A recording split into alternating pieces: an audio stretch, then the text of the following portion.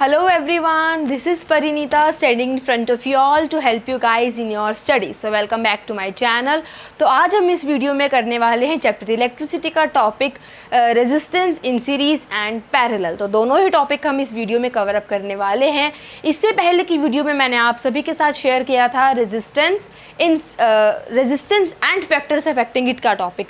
तो अगर आपने वो वीडियो नहीं देखी तो सबसे पहले आप वो वीडियो देखो, मैं उसका लिंक आपके साथ आई बटन में शेयर कर दूंगी। So if you guys like my video, hit that like button and share it with your friends and subscribe to my channel. So let's get started.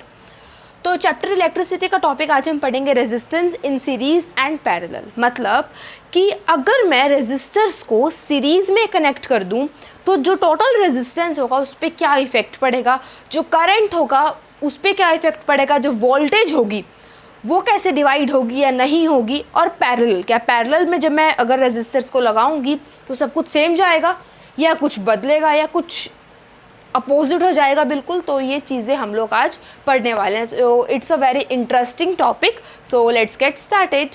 सो आज रेजिस्टेंस इन series में हम लोग देखेंगे कि देखो रेजिस्टेंस इन सीरीज़ का मतलब क्या है। रेजिस्टर्स को मैंने सीरीज़ में लगाया, इसका मतलब क्या है। अब मैंने एक बैटरी ली, मैं आपके सामने एक सर्किट ड्रॉ करती हूँ, ठीक है। एक मैंने वायर लिया, इसको मैंने ये बैटरी से कनेक्ट कर दिया, ऑल राइट।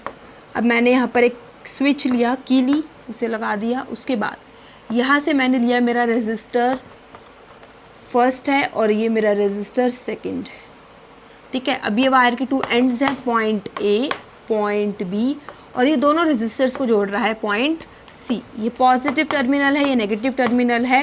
करंट यहाँ से जा रहा है, conventional current positive to negative. समझ में आ गया। अब रेजिस्टेंस इन सीरीज का मतलब ये होता है कि मैंने बिना किसी जो रेजिस्टर्स हैं वो किसी भी वायर्स के थ्रू डिवाइड नहीं हो रहे हैं, यानी कि एक ही सिंगल वायर के अंदर मैंने रेजिस्टेंस लगाया, एक सीरीज में वो लोग जा रहे हैं। तो अब इसमें रेजिस्टर जो टोटल रेजिस्टेंस होगा उसमें क्या इफेक्ट पड़ेगा, उसकी डेरिवेशन आती है हमारे पास कि जो हम रेजिस्टर्स को सीरीज़ में लगाते हैं तो इक्विवेलेंट रेजिस्टेंस होता है सीरीज़ का, उसका क्या फॉर्मूला होता है वो डिराइव करना होता है। तो इसी के थ्रू हम अभी करते हैं, इसी सर्किट के थ्रू। तो ये रेजिस्टर है R1, ये रेजिस्टर है R2, ठीक है, R1 R2। अगर ये वोल्टेज V है, ये बैटरी प्रोवाइड कर रही है और करंट फ्लो हो रहा है I, तो मैं यहाँ एक एम मीटर भी लगा देती हूँ, ताकि यहाँ नहीं लगाते हम लोग, एम मीटर यहाँ लगा देते हैं ताकि जो करंट है वो भी मेज़र कर सकें कि कितना फ्लो हो रहा है, ये पॉजिटिव ये नेगेटिव, ठीक है। तो let's suppose I current flow हो रहा है, ठीक है। तो यहाँ पर वोल्टेज आएगी V1 V2, हम लोग नाम दे देते हैं, फिर देखते हैं कि वोल्टेज डिवाइड हो रही है या नहीं। करंट जा रहा है I1 और I2। अब मुझे एक बात बताओ, हम सभी को ये तो डेरिवेशन करना है हमको, तो डिराइव हम करेंगे, लेकिन एक कॉमन सी बात है, सभी को पता है, वेरी इजी, कि अगर मान लो ये 2 ओम का रेजिस्टर है और ये 3 ओम का रेजिस्टर है। अब मैंने इन दोनों को सीरीज़ में कनेक्ट कर दिया, यानी कि पहले 2 ओम का लगा दिया फिर 3 ओम का लगा दिया।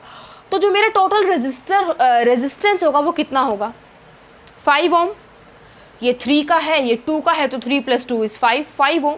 तो टोटल रेजिस्टेंस कैसे आया, जब मैंने रेजिस्टर्स को सीरीज़ में कनेक्ट किया तो जो मेरा टोटल रेजिस्टेंस था वो दोनों ही रेजिस्टर्स के जो मैंने रेजिस्टेंस को प्लस कर दिया उनका सम कर दिया, तो मेरा टोटल रेजिस्टेंस आ गया। So only that we have to prove. ये तो हमने कॉमन सेंस लगाई, लेकिन ये हम मैथमेटिकली कैसे प्रूव करें कि सच में ऐसा होता है, तो that we have to derive, all right. तो उसके लिए हमको ये भी पता होना चाहिए कि वोल्टेज पे क्या इफेक्ट पड़ रहा है और करंट पे क्या इफेक्ट पड़ रहा है। समझ आ गया। अब देखो, सबसे पहले मैं बताती हूँ कि वोल्टेज पे क्या इफेक्ट पड़ रहा है, हम लोग निकालते हैं। तो अगर ये है और ये है, तो मैं यहाँ से वोल्टेज निकालने के लिए टोटल वायर की यहाँ पर एक कनेक्ट कर दूँगी वोल्ट मीटर, सिंपल। यहाँ से मैंने कनेक्ट कर दिया एक वोल्ट मीटर, समझ आया। अब एक मैं वोल्ट मीटर कनेक्ट करूँगी A और C के लिए, V1 वोल्टेज जो मुझे देगा, और एक मैं कनेक्ट करूँगी यहाँ पर जो मुझे इसके अक्रॉस देखना है कि जो मेरा टोटल रेजिस्टेंस होगा वो कितना होगा। इतना ही है, ठीक है। V1 ये V2 दे रहा है और ये C पॉइंट है, और ये जो करंट दे रहा है, करंट मैं यहाँ लिख देती हूँ I1 है और ये जो करंट दे रहा है ये I2 है। समझ आया मैंने क्या किया? कुछ नहीं किया, मुझे वोल्टेज निकालनी है हर एक अक्रॉस टोटल वोल्टेज और दोनों रेजिस्टर्स के अक्रॉस। तो मैंने वहाँ पर क्या लगा दिया, वोल्ट मीटर कनेक्ट कर दिया। पैरेलल कनेक्ट करते हैं वोल्ट मीटर, हमें पता है, और जो एम मीटर है वो सीरीज़ में कनेक्ट किया जाता है। तो एम मीटर सीरीज़ में कनेक्ट किया। अब जो वोल्ट मीटर है वो मैंने ए और बी के अक्रॉस पैरेलली कनेक्ट किया, बिकॉज ये मुझे देगा टोटल सर्किट का कितना वोल्टेज है। और इसी के साथ मैंने यहाँ पर V1 कनेक्ट कर दिया जो कि R1 रेजिस्टर के अक्रॉस, और V2 कनेक्ट कर दिया R2 रेजिस्टर के अक्रॉस। अब मुझे देखना है कि वोल्टेज पे क्या इफेक्ट पड़ रहा है, टोटल वोल्टेज कितनी है। अगर मैं यहीं से लगाऊं कि मेरी टोटल वोल्टेज कितनी है, इसको मैं थोड़ा सा छोटा कर देती हूँ ताकि हम लोग नीचे लिख सकें, स्पेस बचे। ठीक है, अब टोटल वोल्टेज कितनी है मेरी, अगर ये V निकालूं तो हमें पता है पोटेंशियल डिफरेंस कैसे निकलता है, एक पॉइंट के दूसरे पॉइंट के बीच का जो डिफरेंस है, इलेक्ट्रिक पोटेंशियल का डिफरेंस है, वही पोटेंशियल डिफरेंस होगा। तो V कितना होगा, तो V कितना होगा, VA माइनस VB, क्योंकि दो पॉइंट का निकालना है। तो इस पे जो वोल्टेज होगा माइनस इस पे जो वोल्टेज होगा वही होगा। करंट यहाँ से यहाँ फ्लो कर रहा है। ऑल राइट, इसी के साथ अगर मुझे पता हो कि V1 क्या होगा, V1 VA माइनस VC, क्योंकि जो वोल्टेज 1 है वो A और C के अक्रॉस कनेक्टेड है। सो V1 कितना होगा, VA माइनस VC, और इसी के साथ जो V2 होगा वो कितना होगा, VC माइनस VB। V2 कितना होगा, VC माइनस VB। अब व्हाट इफ अगर मैं V1 और V2 को प्लस कर दूं, if I add both of them, what will I get? Let's see. V1 adding in V2, I will get VA minus, इसको यहाँ मैं करके देखूँ तो VA minus VC plus VC minus VB, यही मिलेगा। अगर मैं V1 और V2 को ऐड करके देख लूँ, क्योंकि मैंने देखा तो जो मेरा वोल्टेज है वो इक्वल तो आ नहीं रहा, वोल्टेज सेम तो आ नहीं रहा, सेम नहीं आ रहा, सब में अलग अलग आ रहा है। तो चलो ऐड करके देख लेते हैं, क्या पता वोल्टेज डिवाइड हो गया हो। तो मैंने जब V1 और V2 को ऐड किया तो मुझे ये मिला VA minus VC plus VC minus VB। Confirm, कोई डाउट यहाँ तक नहीं। अब जब मैंने इनको प्लस किया तो VC और ये प्लस माइनस कैंसिल हो गया, प्लस माइनस कैंसिल हो गया। तो what I got, VA minus VB, V1 प्लस V2 कितना आया, VA माइनस VB। ओ, ये तो हमने कहीं देखा है। Total voltage is also equals to VA minus VB। That means कि V1 प्लस V2 is equals to VA minus VB, which is equals to V. That means कि जो मेरा टोटल वोल्टेज है वो किसके इक्वल है, V1 प्लस V2। That means my total voltage is equals to, when I add the voltage across resistor R1 and R2, that means my total voltage is getting divided between these two resistors। इन दो resistors के बीच में जो मेरा voltage है वो divide हो रहा है। अच्छा, अब current, let's see current। current तो बहुत ही सिंपल है, इसमें तो कुछ निकालने की भी ज़रूरत नहीं है। अब यही current है I1, I current है, ये यहाँ से flow हो रहा है, हुआ यहाँ पे भी वही पहुँचा, I current यहाँ पे पहुँचा, यही current यहाँ पहुँचा और यही current यहाँ से वापस आ गया। करंट तो सेम है, लो भाई कर लो बात। I equals to I1 which is equals to I2। Current पे कोई इफेक्ट नहीं पड़ रहा। अब मुझे निकालना है रेजिस्टेंस। वो तो मुझे पता है कि दोनों को प्लस कर दो मेरा रेजिस्टेंस निकल जाएगा, बट आई हैव टू मुझे प्रूफ करना है ना, मैथमेटिकली प्रूफ करना है। तो अब कैसे करेंगे, ओम्स लॉ का फॉर्मूला जिंदाबाद, सभी को आता है। So V equals to IR। So let me rub this, rub कर दूँ इसे। So V equals to IR वाले फॉर्मूला से मैं निकाल लूँगी। सो जो V है वो किसके इक्वल होता है, IR के इक्वल। तो V1 किसके इक्वल होगा, I1 R1 के इक्वल। V2 किसके इक्वल होगा, I2 और R2 के इक्वल। क्लियर। जब V इक्वल होगा ओम्स लॉ के फॉर्मूले से V इक्वल्स टू IR, तो V1 किसके इक्वल होगा, I1 R1, V2 किसके इक्वल होगा, I2 प्लस R2। अगर मैं और मुझे ये पता है कि जो V1 प्लस V2 किसके इक्वल है, V के, पता है हमें ये बात। तो V1 की वैल्यू पुट करेंगे, तो V1 की वैल्यू यहाँ से क्या होगी, अगर मैं V1 यहाँ लिखूँ तो V1 की वैल्यू क्या होगी, V1 की वैल्यू है I1 और R1 प्लस V2 की वैल्यू क्या है I2 R2, V की वैल्यू क्या है IR। क्लियर? सो V1 की वैल्यू है I1 R1 प्लस V2 की वैल्यू है I2 R2 और V की वैल्यू है IR। तो यहीं से मैं यहाँ लिखती हूँ I1 R1 plus I2 R2 equals to IR। यही मैंने यहाँ से इक्वेशन सेम यहाँ लिख दी। ठीक है, अब मुझे पता है कि जो करंट है वो तीनों में क्या है, सेम है। तो अगर मैं करंट को कॉमन लूँ तो मेरे अंदर बचेगा R1 plus R2 equals to R, क्योंकि करंट को कॉमन कैसे लिया, क्योंकि करंट तो सेम फ्लो हो रहा है, तो करंट को कॉमन ले सकते हैं हम, जो सेम वैल्यूज़ होती हैं उनको हम कॉमन लिख सकते हैं। तो करंट को कॉमन लिखा मैंने, तो ये I से I कैंसिल, सो मेरा बचा क्या R1, तो मेरा क्या बचा R1 plus R2 equals to R। That is what my equivalent resistance. So total resistance कितना होगा, R1 plus R2 equals to R। देखो यहाँ पर मैंने जब करंट कॉमन ले लिया तो वो कैंसिल आउट होकर के क्या बचा, R1 plus R2 equals to R।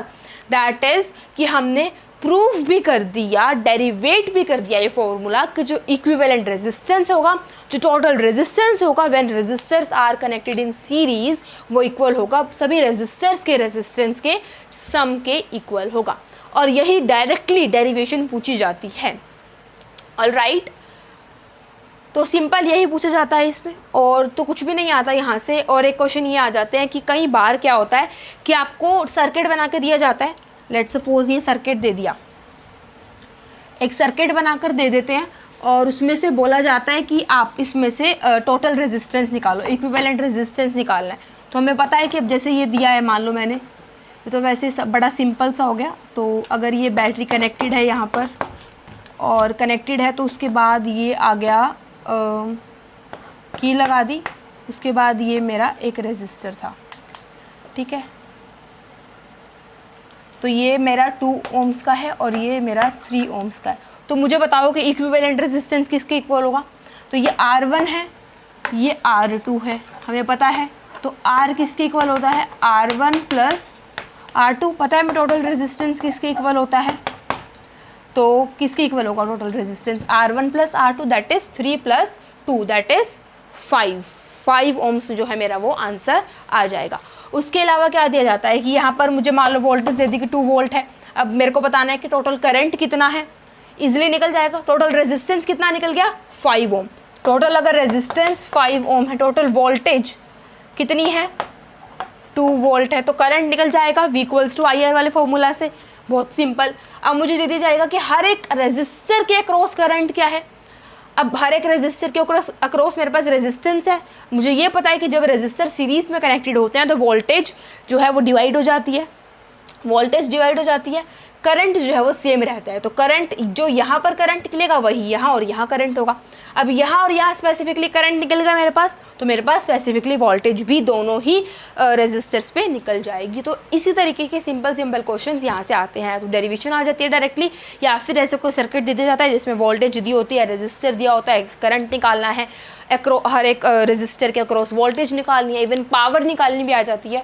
Power का फॉर्मूला VI लगा देंगे, जो जहाँ का अगर ईच रेजिस्टर के अक्रॉस निकालना है तो वोल्टेज होगी, करंट होगी, मल्टीप्लाई कर देंगे, पावर आ जाएगी। कई बार हीट एनर्जी निकालनी आ जाती है, तो हम कोई भी फॉर्मूला यूज़ करके उसे निकाल सकते हैं। टाइमिंग दिया होता है तो I2RT रेजिस्टेंस निकालना होता है, करंट निकालना होता है, टाइम दिया होता है तो मेरा हीट भी आ जाता है। तो इसी तरीके से हम लोग इसमें से क्वेश्चंस आते हैं।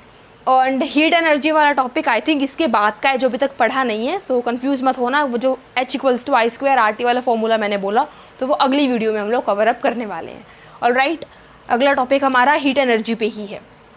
सो ये तो था रेजिस्टेंस इन सीरीज़, जो कि बहुत ही ज़्यादा सिंपल था, तो इसमें कुछ भी डिफ़िकल्टी जो थी वो नहीं थी। तो अब हम पढ़ेंगे रेजिस्टेंस इन पैरेलल, कि जब मैंने रेजिस्टर्स को पैरेलली कनेक्ट किया तो जो मेरा इक्विवेलेंट रेजिस्टेंस है वो क्या आएगा। अब रेजिस्टर्स को पैरेलली कनेक्ट करने का मतलब क्या होता है कि एक तो सीरीज़ में कनेक्ट करना, और एक जो रेजिस्टर्स हैं उनकी जो वायर है वो डिवाइड हो जाती है ऐसे। ठीक है। लाइक अब मैं बना के दिखाऊं तो ये मेरा बैटरी है, ठीक है, ये बैटरी है, उसके बाद ये मेरा की है। अब यहाँ पर सीरीज़ में कनेक्ट करने के बजाय क्या हो रहा है, ये मेरा ऐसे जा रहा है। लाइक रुक जाओ,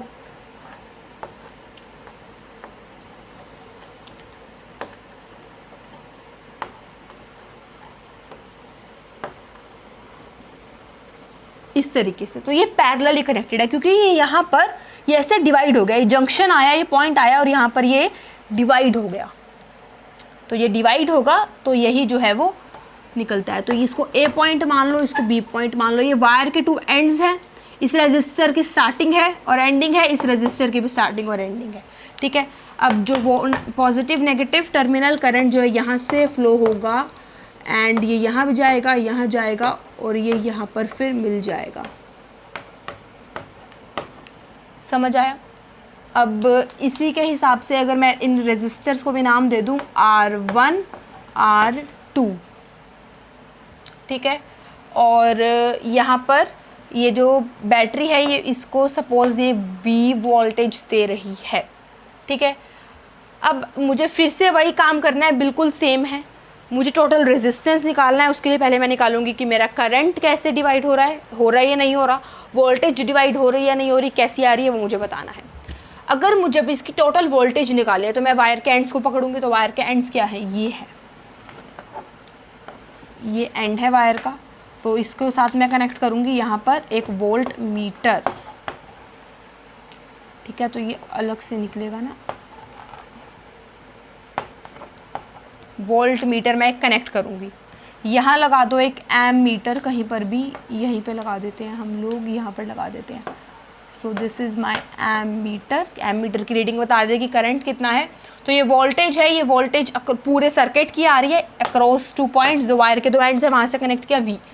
अब जो R1 की मैंने वोल्टेज निकालनी है, तो अगर मैंने R1 की वोल्टेज निकालनी है तो मैं R1 के अक्रॉस कनेक्ट करूँगी वोल्ट मीटर, तो उसको बोल दूँगी मैं V2, V1 बोल दूँगी, क्या बोलूँगी V1। और मुझे R2 के अक्रॉस निकालनी है तो मैं इसकी स्टार्टिंग और एंडिंग ले लूँगी, दैट इज़ V2। समझ आ गया? मैंने फिर से क्या लिया, एक मैंने सर्किट लिया जिसमें मैंने बैटरी कनेक्ट की, फिर से वही की रखा, लेकिन इस बार रेजिस्टर्स को सीरीज़ में कनेक्ट करने की वजह मैंने पैरेलली, देखो दिख रहा है ना, पैरेलली कनेक्टेड है ये आपस में। तो पैरेलली कनेक्ट किया, उसके बाद मैंने वोल्टेज निकालने के लिए वायर के 2 एंड पे मैंने जो है वोल्ट मीटर लगाया और ऊपर भी इसी तरीके से मैंने दोनों रेजिस्टर्स के एंड पे वोल्ट मीटर लगा दिया। अब मुझे देखना ये है कि करंट जो है वो कैसे फ्लो हो रहा है और जो वोल्टेज है वो कैसे फ्लो हो रही है। तो पहले वोल्टेज देखें एज यूजुअल। अब जो V होगा किसके इक्वल होगा, वो VA minus VB, VA minus VB, पक्का, ऑलराइट। V1 किसके इक्वल होगा, V1 VA माइनस VB, ठीक है ना। जो V1 किसके इक्वल होगा, VA माइनस VB। इसी तरीके से जो V2 होगा, मैं नीचे लिख देती हूँ, V2 किसके इक्वल होगा, VA माइनस VB। और ये हमने क्या देखा कि जो वोल्टेज है इक्वल है, वो voltage is same. Total voltage कितनी है, VA माइनस VB। V1 कितनी है, R1 के अक्रॉस वोल्टेज कितनी है, VA माइनस VB। R2 के अक्रॉस वोल्टेज कितनी है, VA minus VB। That means कि my V equals to V1 which is equals to V2। तो ये बात नोट करने वाली है। तो इससे मैं एक चीज़, मुझे थोड़ा हल्का सा ऐसा महसूस हो रहा है कि जो पैरेलल कनेक्शन है वो सीरीज़ के ऑपोजिट है, क्योंकि सीरीज़ में तो वोल्टेज डिवाइड हो रहा था लेकिन पैरेलल में जो वोल्टेज है वो सेम है। तो इसका मतलब जो मेरा सीरीज़ में करंट जो है वो कांस्टेंट था, तो क्या करंट डिवाइड होगा यहाँ पर, लेट्स सी। तो अब यहाँ एमीटर है, लेट I करंट जा रहा है, तो अब ये जाएगा तो यहाँ पर अब करंट यहाँ जा रहा है, तो अभी करंट डिवाइड हो रहा है, ये I1 और I2 में डिवाइड हो रहा है करंट। अब इसको और अच्छे से समझने के लिए मैं आपको एक एग्जांपल देती हूँ। लेट सपोज मेरे पास एक पाइप है, ठीक है। अब एक पाइप जा रही है, मैंने उसमें क्या किया, मैंने उसमें ऐसे 2 पाइप्स और लगा दी। मतलब मैंने क्या किया, उस पाइप के मुंह में, मतलब जो जहाँ पर पाइप का एंड था वहाँ पर एक पाइप इधर को लगा दी और एक इधर को लगा दी। सेम एज दिस, ये पाइप जा रही है, मैंने यहाँ पर ऐसे 2 कनेक्शन कर दिए, फिर उसको मिला दिया और वो आ रही है, तो इसको सर्किट ना मान के एक पाइप मान लो, करंट को वाटर मान लो। अब जो मेरा वाटर है वो क्या डिवाइड होगा, अब एक वाटर आ रहा है तो यहाँ पर एक पाइप जा रही है और यहाँ पर पाइप जा रही है, तो क्या एक सिनेरियो क्रिएट करके देखो, तो क्या वो पानी आधा इधर जाएगा, वो इक्वली डिवाइड हो रहा है, ज़्यादा ऊपर ज़्यादा नीचे, कम ऊपर कम नीचे ऐसे जा रहा है, मैटर नहीं करता, क्या डिवाइड हो रहा है, चाहे इक्वल हो रहा है, ज़्यादा कम हो रहा है, लेकिन क्या जो वाटर है वो डिवाइड होगा, ऑब्वियसली होगा ना, अगर पाइप जा रही है उसमें से फिर 2 निकल रहे हैं तो वो डिवाइड होगा। तो इसी तरीके से इस सर्किट को पाइप को मान लो सर्किट और करंट को वाटर को मान लो करंट। तो जिस तरीके से वाटर जब गया पाइप से वो डिवाइड हो गया, तो इसी तरीके से जब करंट जा रहा है तो वो डिवाइड होगा और फिर यहाँ पर मिल जाएगा और फिर करंट फ्लो होगा। तो जो मेरा आई करंट है it will get divided into I1 plus I2। It is important thing to remember. समझ आया? अब सवाल ये आता है कि कितना करंट डिवाइड होगा। अब ये डेरिवेशन में इस चीज़ की हमको ज़रूरत है नहीं, लेकिन फिर भी एक कॉमन क्वेश्चन डायरेक्टली यही आता है कि क्या इक्वल डिवाइड होगा, अगर ज़्यादा कम होगा तो किस में ज़्यादा किस में कम और क्यों ऐसा। तो सिंपल सी चीज़ है कि करंट हमको पता है कि रेजिस्टेंस के डायरेक्ट इनवर्सली प्रोपोर्शनल है, तो जिस रेजिस्टर का जितना ज़्यादा रेजिस्टेंस होगा वहाँ पर उतना कम करंट फ्लो होगा। अब लेट सपोज यहाँ पर ये 2 ओम का रेजिस्टर है और ये रेजिस्टर है 3 ओम का, तो जो मेरा करंट होगा वो ज़्यादा यहाँ पर जाएगा और कम यहाँ पर, क्योंकि रेजिस्टेंस यहाँ ज़्यादा है। करंट यहाँ फ्लो करने की कोशिश कर रहा है लेकिन उसको वो धक्का मार रहे हैं पीछे, तो वो यहाँ चला जाएगा, यहाँ ईजिली जा पा रहा है। इसी वजह से, क्योंकि रेजिस्टेंस और करंट का क्या है, करंट जा रहा है लेकिन वो धक्का मार रहा है। वैसे तो जब धक्का मारेगा तो करंट को तो जाना वही है, लेकिन जब 2 रास्ते हैं उसके पास, अब तुम यहाँ से जा रहे हो, तुम्हें धक्के मारी जा रहे हैं, तो तुम तो दूसरे रास्ता ले लोगे ना। तो इसी तरीके से जब करंट जा रहा है तो यहाँ से ज़्यादा उसको रेजिस्ट किया जा रहा है, तो वो वहाँ पे से ज़्यादा फ्लो होगा। तो इसका जितना ज़्यादा रेजिस्टेंस होगा उसका उसमें उतना ही कम करंट फ्लो होगा। लेकिन अगर ये दोनों ही 2 ओम के सपोज, तो जो करंट है वो इक्वली जाएगा, बिल्कुल करंट जो है वो इक्वली डिवाइड हो जाएगा। वैसे इसका कोई लेना देना है नहीं यहाँ से डेरिवेशन से, तो लेकिन फिर भी एक कॉमनली मैंने आपको बता दिया। तो जो करंट है वो I1 प्लस I2 हो जाएगा टोटल करंट, एंड जो वोल्टेज है वो सेम रहेगी, जैसे कि बिल्कुल opposite of resistance in series. जो करंट है वो डिवाइड हो रहा था वहाँ पर, और वोल्टेज जो करंट है वो डिवाइड नहीं हो रहा था, वो कांस्टेंट था, और जो वोल्टेज थी वो डिवाइड हो रही थी। लेकिन यहाँ पर वोल्टेज कांस्टेंट है लेकिन करंट डिवाइड हो रहा है। रेजिस्टेंस निकालना है तो फिर से ओम्स लॉ फॉर्मूला यूज़ करेंगे, बिल्कुल करेंगे। तो V इक्वल्स टू IR होता है, मैं साइड में बता दूँ तो V इक्वल्स टू IR होता है। तो जो मेरा I होगा वो किसके इक्वल होगा, V बाई। सिंपल तरीका है, जो डिवाइड हो रहा है ना उसी में ही हमको फॉर्मूला पुट करना है, उसी में ही वैल्यूज पुट करनी है। तो I किसके इक्वल होगा, V बाई R। ठीक है, I किसके इक्वल है, V बाई R। तो यूजिंग कॉमन लॉ तो I किसके इक्वल होगा, V बाई R। तो इसी तरीके से I1 किसके इक्वल होगा, V1 by R1 plus I2 किसके इक्वल होगा, V2 बाई R2। अब जो मेरा वोल्टेज है वो क्या है, सेम है, यानी कि V1 V2 सेम है, लेकिन डायरेक्टली हम नहीं काट सकते, पहले हमें कॉमन लेना होगा। तो ये तो कॉमन ही है, अगर इसको भी मैं कॉमन लेना चाहूँ तो मैं ले सकती हूँ। तो अंदर बचा 1 बाई R। ठीक है, और अब मैं यहाँ देखूँ तो equals to 1 by R1 plus 1 by R2। V से भी cancel, that means 1 by R equals to 1 by R1, 1 by R equals to 1 by R1 plus 1 by R2। So that means कि अगर मुझे पैरेलल कनेक्शन में equivalent resistance निकालना है तो पहले तो इक्विवेलेंट रेजिस्टेंस मुझे कैसे मिलेगा, दोनों रेजिस्टेंस जो हैं, दोनों रेजिस्टेंस के जितने रेजिस्टेंस हैं उनका रेसिप्रोकेट करूं, उनको प्लस करूं, जो आंसर है उसको रेसिप्रोकेट करूं तो मेरा आंसर आएगा। कैसा करना पड़ेगा, हाँ बिल्कुल। तो जो इक्विवेलेंट रेजिस्टेंस है वो सीधा सीधा नहीं आएगा, पहले जो रेजिस्टेंस है उनको रेसिप्रोकेट करेंगे, रेसिप्रोकेट करने के बाद उनका सम निकालेंगे और फिर उसको रेसिप्रोकल करेंगे और हमको हमारा रेजिस्टेंस मिल जाएगा। अब यहाँ मोस्ट कॉमनली गलती बच्चों की क्या होती है वो ये है, R1 निकाला, रेसिप्रोकल कर दिया, यहाँ तक आंसर सही आ गया, मान लो 1 बाय R आ गया 1 बाय 3, या फिर मान लो, और सबसे ज़्यादा मिस्टेक पता कब होती है, जो 1 बाय R आ गया मान लो 3, लिख के आ जाएंगे कि equivalent resistance equals to 3 ohm. That is wrong, because we have to reciprocate ना, 1/r इक्वल्स टू 3 है ना कि r 3 है, तो रेसिप्रोकेट करेंगे तो मेरा r जो है वो 1/3 आएगा। तो रेसिप्रोकेट करना प्लीज मत भूलना, ठीक है।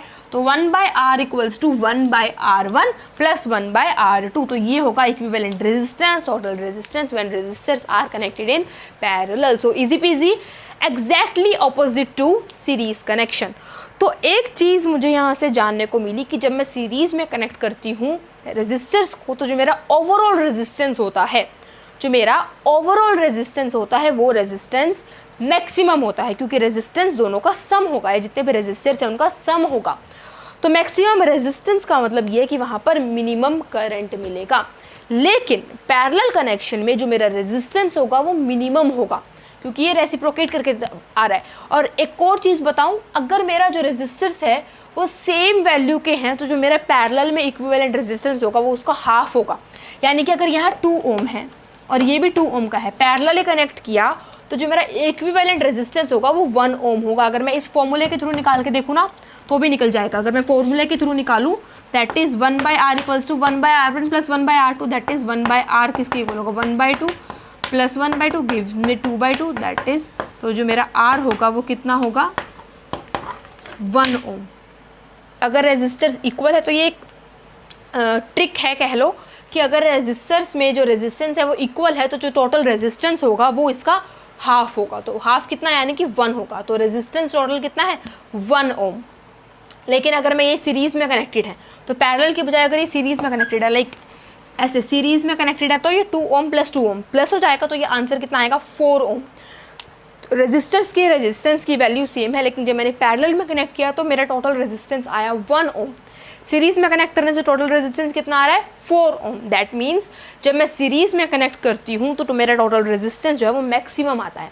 क्योंकि टोटल रेजिस्टेंस मैक्सिमम आ रहा है तो मेरा जो करंट होगा वो मिनिमम होगा।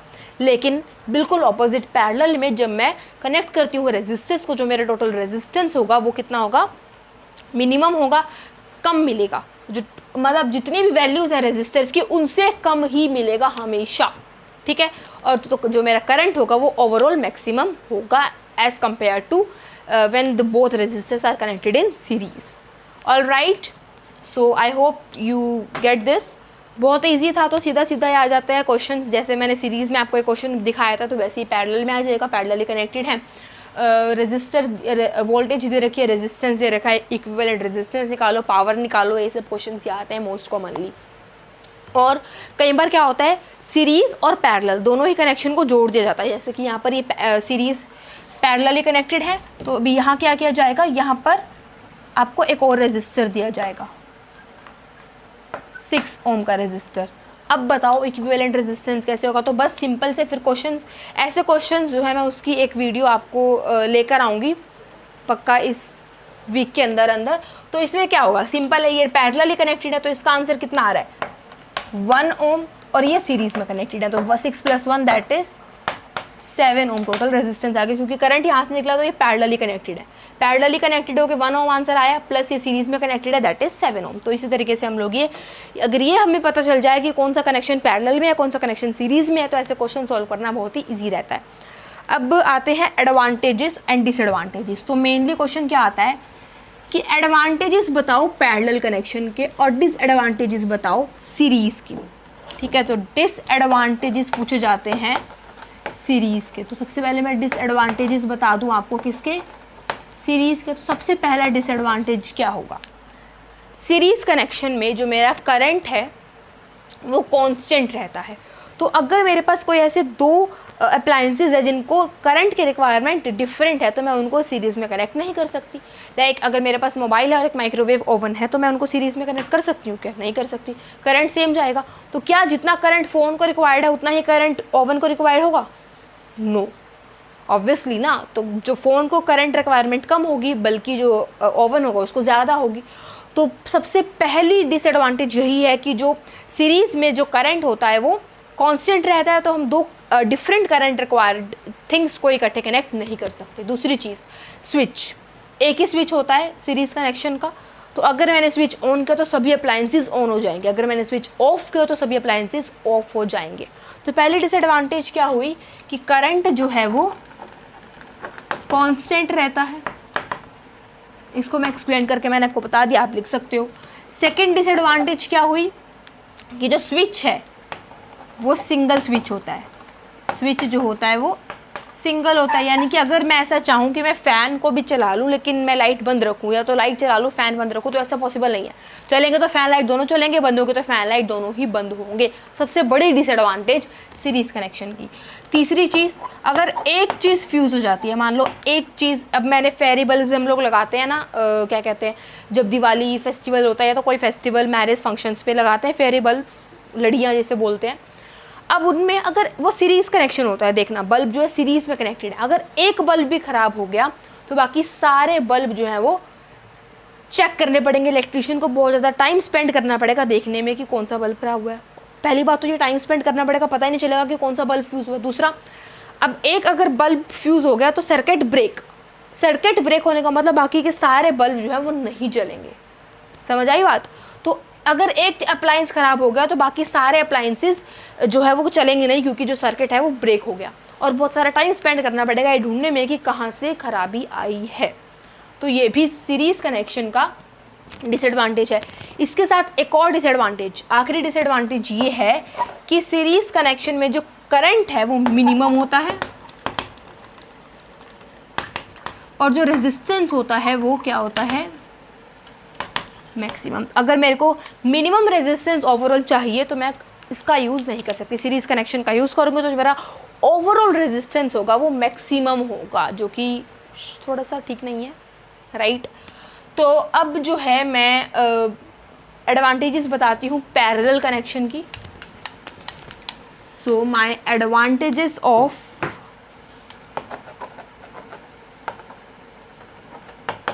पैरेलल कनेक्शन, तो जो उसके डिसएडवांटेजेस हैं वही इसके एडवांटेजेस हैं। पहला एडवांटेज क्या है कि हर एक अप्लायंस का अलग अलग स्विच होगा, तो कभी भी हम टर्न ऑन ऑफ उसको कर सकते हैं, मतलब एक चीज़ ऑफ रहेगी एक चीज़ ऑन रहेगी, ऐसा हो सकता है जैसे हमारे घरों में होता है।